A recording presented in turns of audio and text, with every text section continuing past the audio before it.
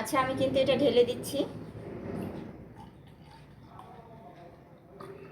এই গরমের জন্য এই খাবারটা একদম বেস্ট। এভাবে চাইলে খুব সহজে বানিয়ে নিতে পারো এই খাবারটা। খুবই মজাদার ইয়ামি একটা খাবার আর খুবই হেলদি। মানে গরমের জন্য এরকম একটা খাবার বা এরকম জুস যদি খাও আর কিছু লাগে না। ঘোল টাইপের তো, আর শরীরের জন্য অনেক ভালো টক দই, সেক্ষেত্রে জুস।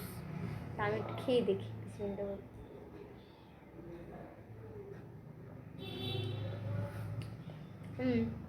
মজা। মনে মজা হয় তো। যে বাহিরের মানুষ যেগুলো খায় তার চেয়ে বাসায় বানানো খুবই মজা এবং টেস্টি। বাসায় একদম হেলদি খাবার, এটা যে বানাইছি এটা হেলদি। এটা সবার জন্য খুবই উপকারী একটা খাবার। আসলে অনেক মজা। অনেক মজার একটি খাবার, বাসায় খুব সহজে বানাইতে পারো। সেদিন আমাকে একজন প্রশ্ন করছে, তো আমি বললাম ঠিক আছে, আমি এটা অবশ্যই ধনিয়া পাতার কারণে, ধনিয়া পাতা যেটাকে বলেন আপনারা, ওটার কারণে টেস্ট একটু ডিফারেন্ট আসে। হ্যাঁ, স্বাদটা অন্যরকম আসে। আর সাথে লবণটার সাথে যদি আপনি বিট লবণ ইউজ করেন আরও ভালো, লবণটার কারণে টেস্টটা একটু ডিফারেন্ট আসছে। এটা অনেক মজা, ট্রাই করতে পারেন, বেস্ট হবে।